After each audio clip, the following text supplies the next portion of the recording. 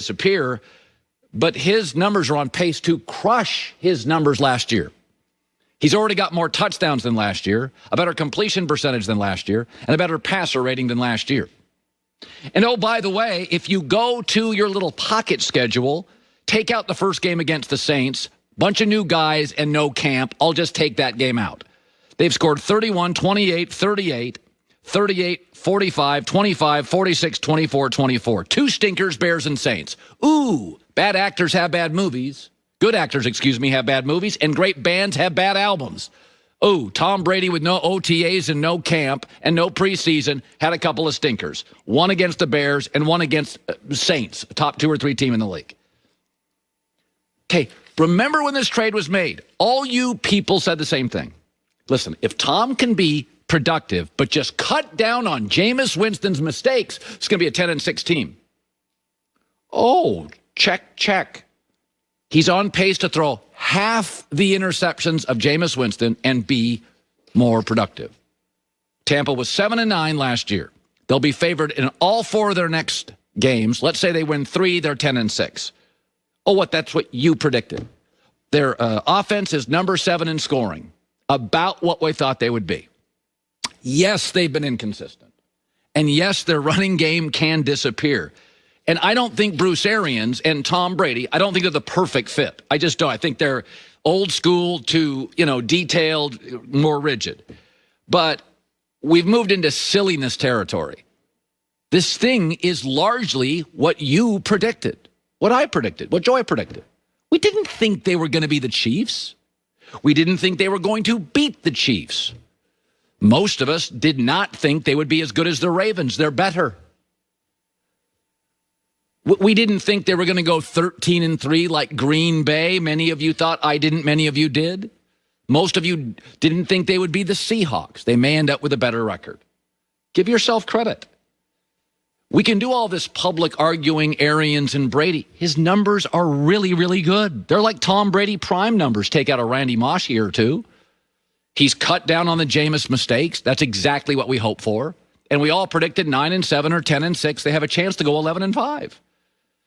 This is a lot of noise and silliness. Now, this is a good team, occasionally excellent Green Bay game, Carolina game, that can be inconsistent, shocker, no preseason, and sometimes forgets they have Leonard Fournette and the really speedy Ronald Jones.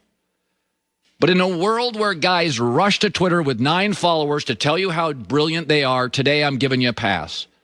You nailed it. This is exactly what we thought they'd be. Exactly what we thought they'd be. And, by the way, they are a top 8 to 10 team. That's what 9-7 generally is in the NFL. All right. It seems impossible, inexplicable, but I will defend Carson Wentz. I know. I am on an island. I am on an island, but I will defend. May apply a warranty when yours runs out. So Carson Wentz is not very good right now. His mechanics, his confidence, his accuracy all stink as the Eagles lost last night. 25 of 45, 2 TDs a pick, a passer rating of mid-70s. Not very good, very backup-ish. I'm going to do the virtually impossible because I think it's very possible and defend Carson Wentz.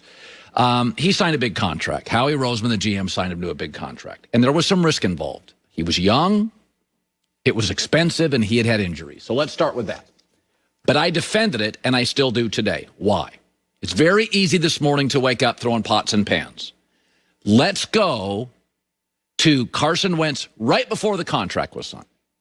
So what was his trajectory like? Year 1, passer rating, 79. Year 2, 101. Year 3, 102. Oh, my. That's an A quarterback. He's getting better. His completion percentage went from 62 in year 1 to 69. Oh, my. His passing yards a game went from 236 to 253 to 280. Oh, my, he's getting better. That was the trajectory. Then he signed it. And here's the following year. 27 TDs, 7 picks, 4,000 yards, 64%, 9-7 throwing to deck chairs and scout team guys. And now you're all bailing. I'd like to remind you he's missing his 2 top offensive linemen, a Pro Bowl tackle and a Pro Bowl guard. Andre Dillard, Washington State left tackle, drafted last year, hurt, not playing.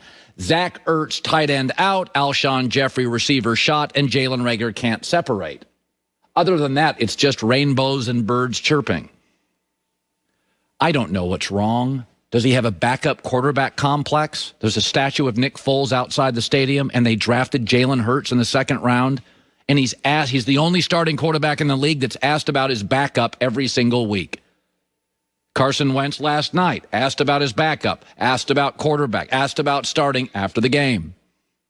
There's been a lot of talk and speculation about you possibly getting benched or something like that. Does that weigh on you at all? Do you think about that at all? And did that occur during the game? Any of that come up? Yeah, I mean, I said it last week. This is what you sign up for. As a quarterback, ever since you're a kid, you're prepared for any of those. Nothing's ever guaranteed. And so for me, I don't think about that, though. I just try and go out and be the best player I can be in practice, prepare my tail off, compete my tail off, and, hopefully we can get this thing turned around. By the way, Seattle's good. He lost to them last night.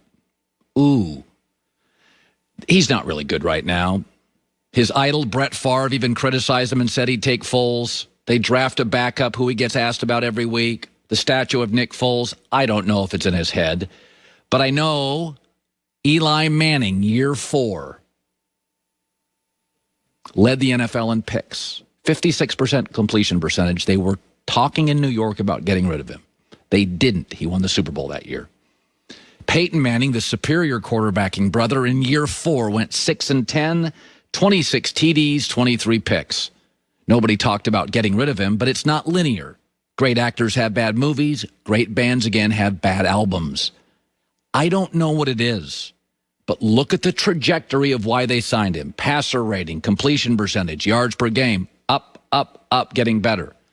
Big arm, excellent size, trajectory excellent. And then they signed him last year, and the team physically fell apart. And he was 9-7, 27 TDs, 7 picks, 4,000 yards, and 64% completion percentage. And this year, he's missing his best tight end. The rookie receiver's been hurt, not what we thought. Alshon Jeffrey's over the hill. Best guard, best tackle out. And the guy they drafted at left tackle from Washington State is hurt and can't play. Frank Reich, his best coordinator, is gone, now a head coach, and an excellent one in Indianapolis. Go ahead, bail, do it. Trade him away, fine.